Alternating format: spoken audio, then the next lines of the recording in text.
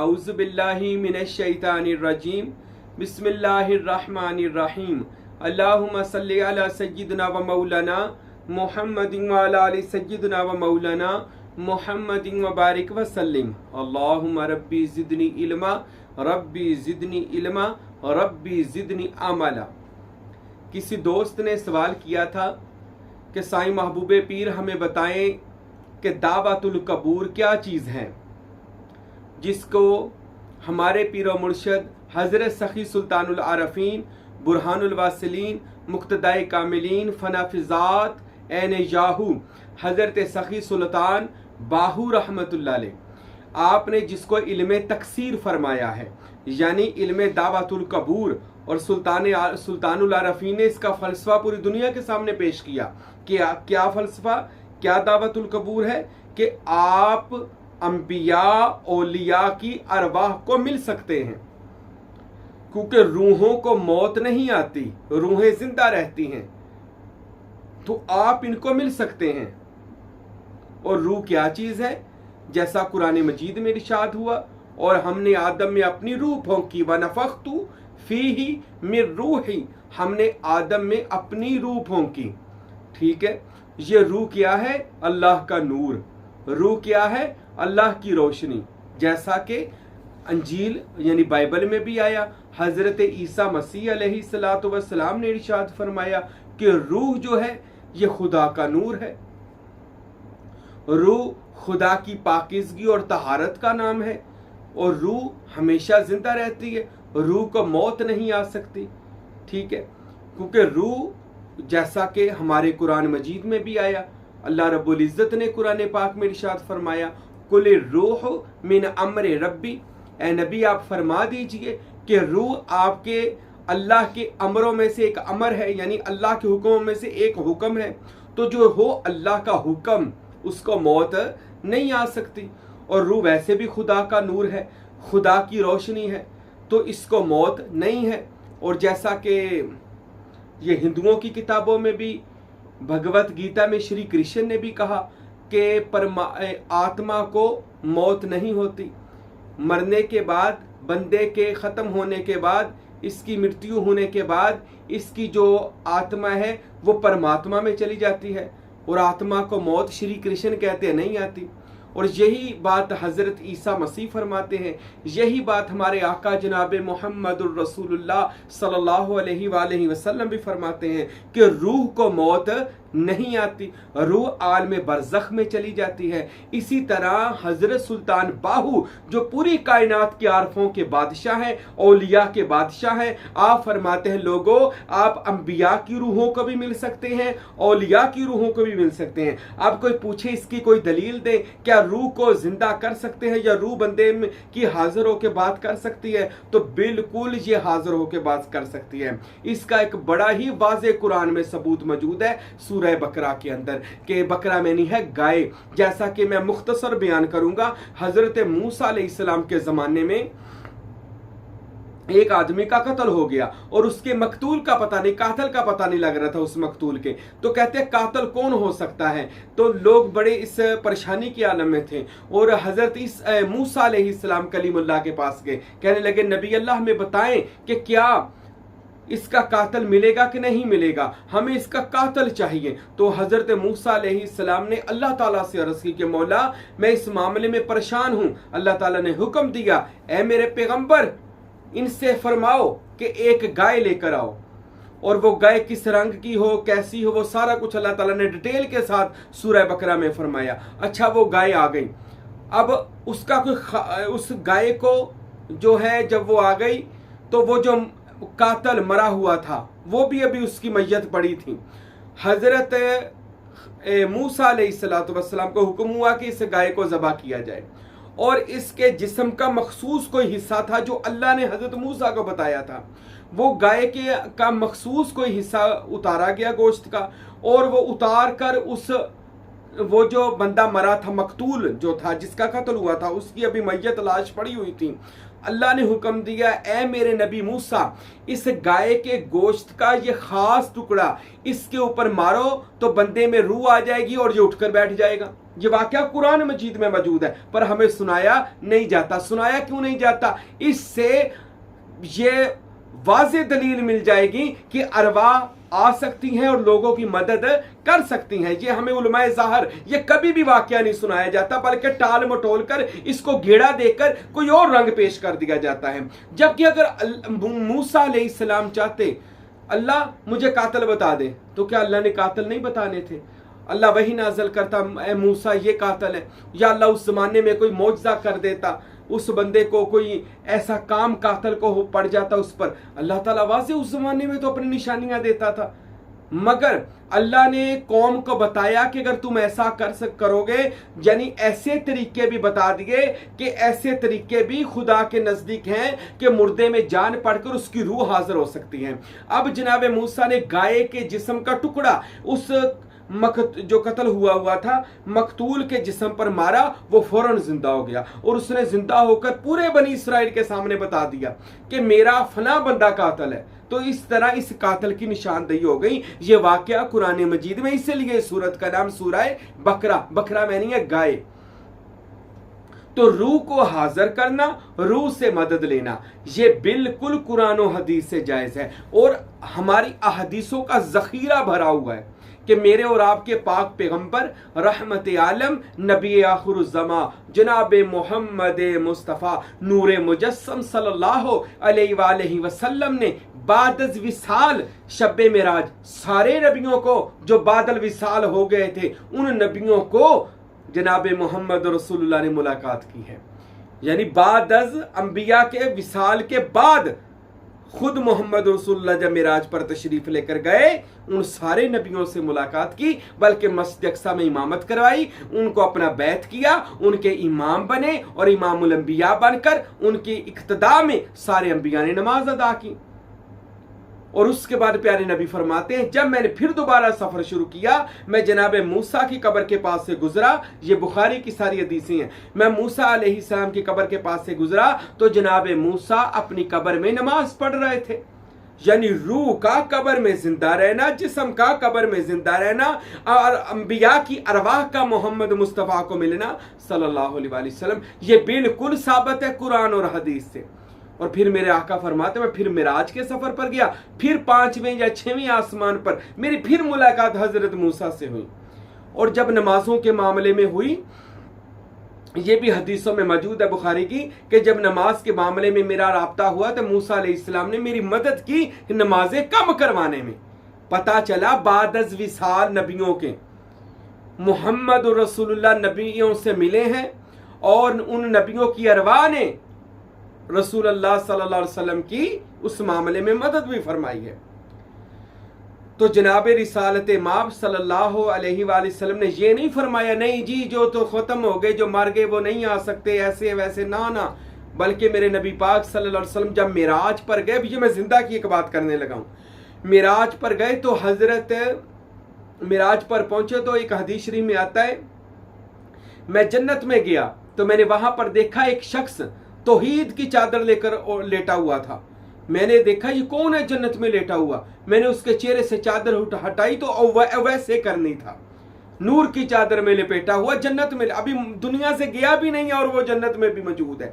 यानी अरवाह एक जगह से दूसरी जगह पर जा सकती हैं, बल्कि हजारों जगह पर जा सकती हैं और लोगों से मुलाकातें कर सकती हैं। अल्लाहु अकबर। जैसे जनाब खिज़र अलैहिस्सलातु वस्सलाम वो हर नबी से मुलाकात करते हैं, ज़ाहिर में भी और बातन में भी, और नबियों के बाद फिर अब उम्मत की औलिया से जनाब खिज़र अलैहिस्सलातु वस्सलाम मुलाकात करते हैं, ज़ाहिर में भी और बातन में भी, और उनको इनामों किराम अल्लाह ताला की बारगाह से लेकर देते हैं।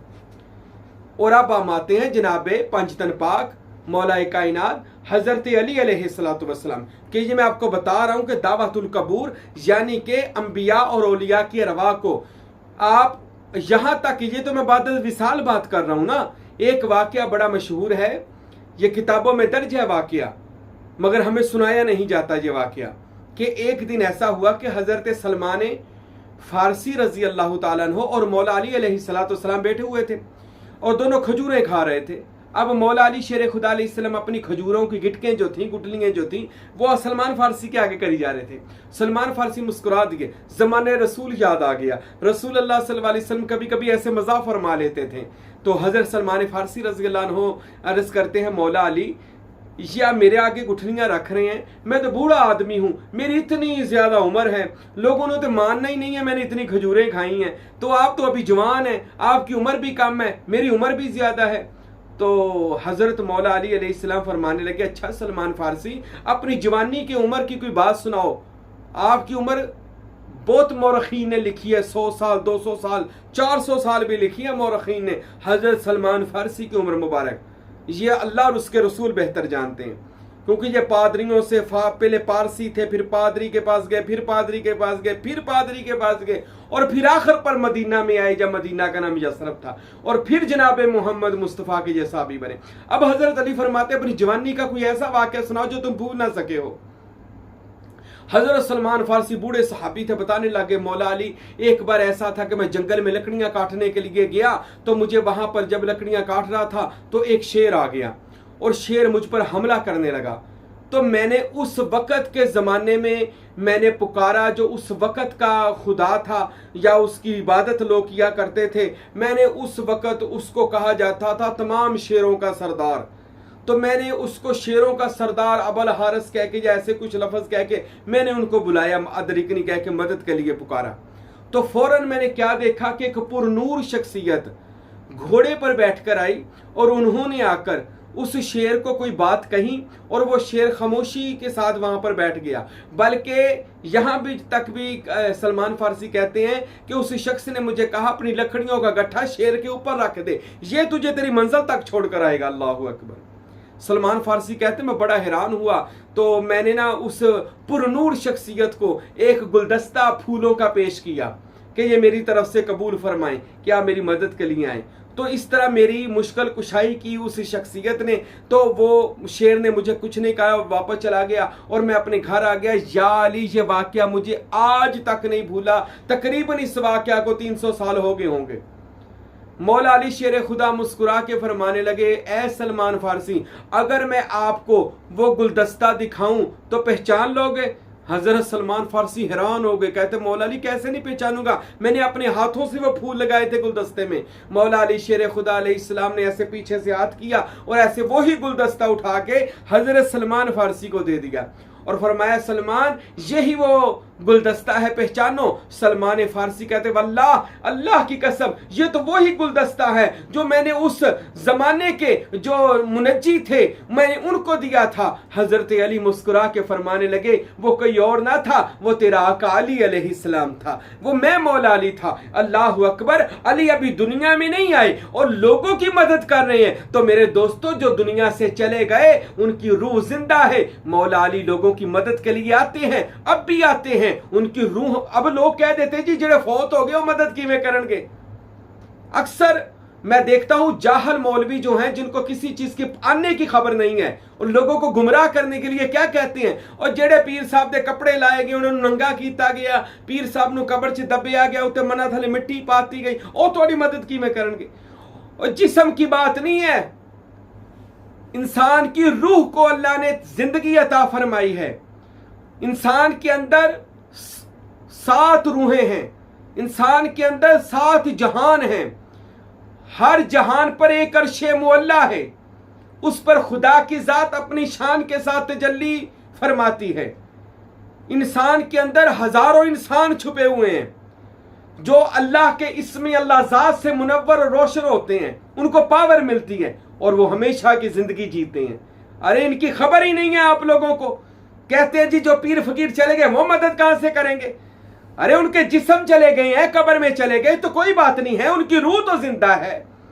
अरे जिस्म को उन्होंने अगर दफन कर दिया है तो वो रूह जो उन्होंने जिंदा करके अल्लाह की जात में वासल कर दी थी और इसमें अल्लाह जात की मशक कर करके उन्होंने अपने अंदर खुदा की पावर डाल ली थी, अरे वो कब मरती है? अरे पावर तो खत्म नहीं होती। अरे इसमें अल्लाह जात से चमका हुआ कल्बे सलीम तो खत्म नहीं होता। मेरे भाइयों, अल्लाह के नबियों और वलियों की जो रूहें हैं वो बाद विसाल भी मदद करती हैं, अपनी जिंदगी में भी मदद करती हैं। और अल्लाह के नबियों और वलियों की जो अरवाह है, ये मैंने कुरान और हदीस से बता दिया, रसूल अल्लाह अरवाह को मिले हैं और कुरान ने अरवाह को हाजिर करने का तरीका बताया है। अल्लाहु अकबर। और जनाब गौसुल आजम सैयदना अब्दुल कादिर जिलानी अपने मुशाहदे की एक बात करते हैं, फरमाते हैं मैं बगदाद के मिंबर पर खड़ा था, दुनिया मेरे सामने, एक मजमा था, एक आदम था, एक लाखों की तादाद में। अब मैं जब वहां पर बयान करने लगा तो एक दफा घबरा गया, इतनी दुनिया के सामने बयान करूंगा, ये तो सबके साथ हो जाता है, कोई बात नहीं। हजरत गौसे आजम फरमाते अभी मैं घबराया, मैंने सामने क्या देखा कि बातनी तौर पर मैं देखता हूं जनाब हजरत इमामुल अंबिया मुहम्मदुर रसूलुल्लाह सल्लल्लाहु अलैहि वसल्लम और जनाब मौला अली शेर खुदा मुश्किल कुशा की अरवाह मुबारक तशरीफ ला रही हैं। मौला अली शेर खुदा और मोहम्मद रसूलुल्लाह जनाब मोहम्मद मुस्तफ़ा सल्लल्लाहु अलैहि वसल्लम आए और आकर आप सरकार ने मेरे मुंह में 7 बार दम किया, फूंक मारी और फरमाया मेरे बेटे अब्दुल कादिर जिलानी अब बयान करो। फरमाते हैं मैं हौसला हुआ, रसूल अल्लाह के कदमों को चूमा तो फौरन मौला अली शेर खुदा भी आ गए, मेरे बेटे मुंह खोलो। 6 बार दम किया और जब दम किया मेरी जुबान पर, मुंह पर, फरमाते मैंने अर्ज की हजरत आपने 6 बार दम किया, रसूल अल्लाह ने 7 बार दम फरमाया। फरमाने लगे वो मेरे भी आका है, वो तेरे भी आका है, ये अदब का तकाजा है कि मैं 6 बार दम कर रहा हूं, दुआ दे रहा हूं आपको। तो 6 दफा जब दुआ दी, दम फरमाया, गौसे आजम फरमाते उसके बाद जो भी बयान करता था वो इल्हाम इलाही था, वो अलका इलाही था, वो एक ऐसा इल्म का समंदर मैंने लोगों के आगे बयान कर दिया। आज फतूहुल गैब और दीगर किताबों की सूरत में और दीगर सलासल में जो सीना ब सीना इल्म है, ये जनाब गौसे आजम सैयद अब्दुल कादिर जिलानी रहमतुल्लाह अलैह का फैज है। आप फरमाते मुझसे मोहम्मद मुस्तफ़ा बातन में आकर मिले, मौला अली शेर खुदा जागते हुए उनकी रूह मुझे मिलने के लिए आई और मेरी मदद फरमाई। ये गौसे आजम के तजर्बे की बात बता रहा हूं आपको। और हजरत सखी सुल्तानुल आरफीन ने तो ये इल्म लोगों के आगे पेश कर दिया है। हजरत सुल्तानुल आरफीन कर कुर्बान जाए सुल्तान बाऊ रहमतुल्लाह अलैह ने फरमा दिया, लोगों आप 1,24,000 पैगंबरों की रुबा से मुलाकात कर सकते हैं, आप तमाम 1.25 लाख जितने दुनिया में औलिया अल्लाह है उनसे भी मुलाकात कर सकते हैं। और ये तरीका बताया है आपने दावतुल कबूर में कि कैसे आपने ये पढ़ना है, ये अमल करना है तो आपके करने से फलां की रूह हाजिर हो जाएगी और आपसे मुलाकात कर लेगी।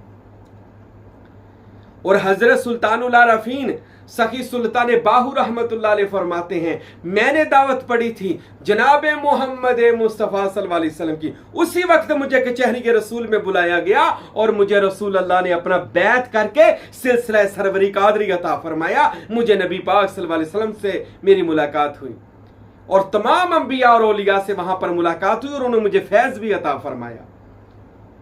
और मेरे भाइयों दावत जो होती है, दावत कहते हैं, दावतुल कबूर कहते हैं, इसी इल्म को दावतुल कबूर कहते हैं। सुल्तान साहब इसको इल्म अक्सीर कहते हैं कि आप सारे अंबिया और औलिया की अरवाह से मदद मांग सकते हैं, वो अल्लाह के इज़्न से मदद करती हैं, वो दूर नजदीक आ जा सकती हैं। अब वो मदद कैसे करती हैं ये भी सुन लें।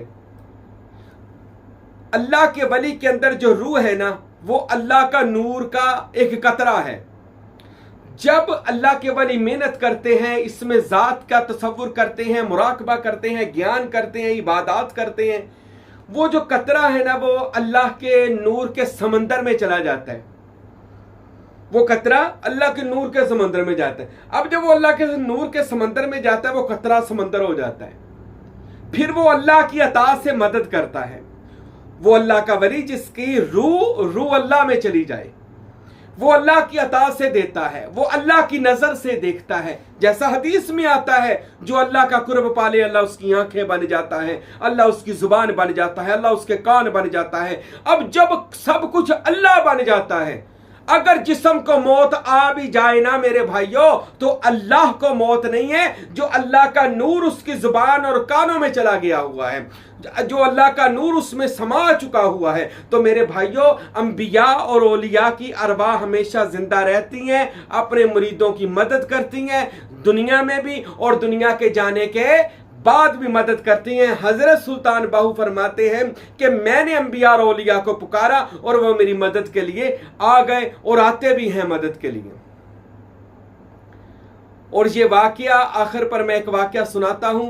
हजरत अबू अल हसन खरकानी रहमतुल्लाह अलैह, आपके मुरीदैन, ये वाकया तस्करातुल औलिया में मौजूद है कि आपके मुरीदैन किसी काफिले पर थे, डाकुओं ने हमला कर दिया और डाकू हमला करके लूटने लगे। एक बंदे ने आवाज दी खरकान की तरफ मुंह करके, ए अबू अल हसन खरकानी हमारी मदद फरमाएं। ए अबू अल हसन उस वक्त वो जिंदा थे। फरमाते हमने क्या देखा कि जनाब अबू अल हसन खरकानी रहमतुल्लाह अलैह वहां पर तशरीफ ले आए और आकर आपका रोब ऐसा तारी हुआ कि वो सारे डाकू और चोर भाग गए। अल्लाह के वलियों की ये शान ये है। अल्लाह के वलियों की रूह जब बंदे के जिस्म पर गालिब आ जाती है, अल्लाह के वली की रूह जब अल्लाह के नूर में गुम होकर इस जिस्म पर गालिब आ जाती है, अल्लाह इस जिस्म को वो पावर अता फरमा देता है, वो ताकत अता फरमा देता है कि इसके ऊपर सिबगातुल्लाह का रंग चढ़ जाता है। और जिस पर सिबगातुल्लाह का रंग चढ़ जाए, कुरान और हदीस में आता है, वो बंदा सिबगातुल्लाह यानी तौहीद का रंग चढ़ा जाता है। अल्लाह उसको अपना दोस्त बना के उससे करामात को जाहिर करता है। बिल्कुल और बेशक व शुबा अल्लाह के वली जिंदा हो या दुनिया से चले जाएं, वो मदद कर सकते हैं। उनकी अरवा आती है, रूहों को मौत नहीं आती। जब वो कान खोलकर सुन ले जो कहते हैं मौलवी यूट्यूब पर बैठकर, ये कहते हैं जी और जब बापे ते चल गए कबर च डब दिता, चार कंधिया ने चुकिया, उन्होंने नंगिया करके कबर च दफना दिता। शर्म करनी चाहिए। ये बात आपके प्यो दादा के बारे में कही जाए, यही बात आपकी माँ के बारे में कही जाए तो आपको शर्म नहीं आएगी कि यार ये बंदा मेरी माँ बाप को ऐसी बातें कर रहा है। और आप सिर्फ अपने आप को सच्चा साबित करने के लिए औलिया अल्लाह की तौहीन करते हैं, इस बात की बेअदबी करते हैं जी उनको नंगिया करके कब्र में पहुंचाया जाएगा। और वो क्या मनो मिट्टी थले जड़े चले गए, वो तेरी क्या मदद करेंगे। और मेरे भाई जब मनो मिट्टी थले चले गए ना, तो फिर नबी पाक ने क्यों फरमाया था जब कब्रिस्तान जाओ कहो अस्सलामु अलैकुम या अहलल कबूर। अगर वो मनो थले मिट्टी थले मर गए मिट गए हैं तो सलाम किसको कहा जाता है। अगर कोई बंदा 100 साल का भी मरा है, रसूल अल्लाह फरमाते हो तेरे सलाम का जवाब देगा, सलाम का जवाब देगा। वो मरे बंदे, कोई नथू खैरा मर जाए, कोई गुनेगार बंदा मर जाए, अल्लाह के नबी कहते वो भी सलाम का जवाब देता है। अच्छा, वो सलाम का जवाब दे सकता है, गौसे आजम या दाता बाबा फरीद सुल्तान बाहू जवाब नहीं दे सकते। हैरानगी है हमारी अक्ल की कि यार हम सोचते भी नहीं है इतना। नबी पाक के कब्र के पास से गुजरे कब्रिस्तान से, एक सहाबी कब्र से टेक लगाकर बैठा था। अल्लाह के नबी ने कहा हट जा, कब्र वाले को तकलीफ हो रही है, कब्र से टेक ना लगा।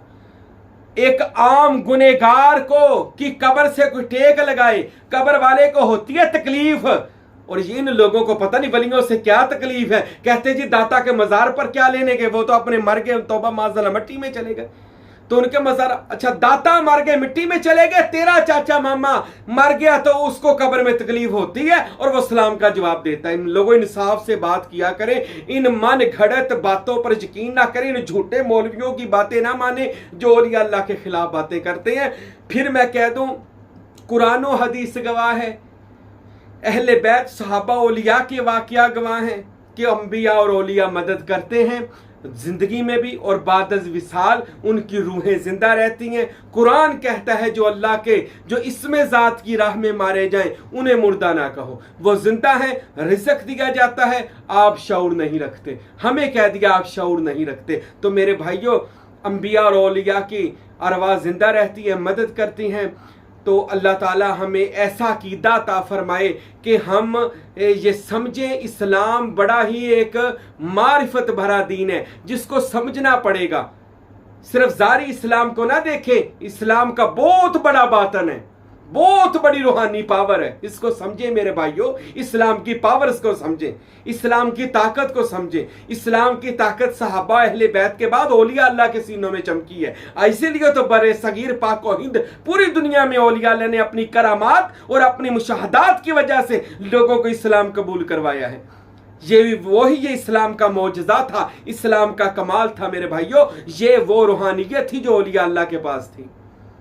तो आओ मेरे भाइयों अपने अकीदों को ठीक करें, समझें कि बेशक दावतुल कबूर जो सुल्तान बाहू ने नबियों से वलियों से मिलने का तरीका बयान किया, इंशाअल्लाह माइंदा बयान में वो तरीका भी आपको बताऊंगा। अल्लाह हम सब को औलिया अल्लाह की मोहब्बत अता फरमाए। वमा अलैना इल्लल बलागुल मुबीन।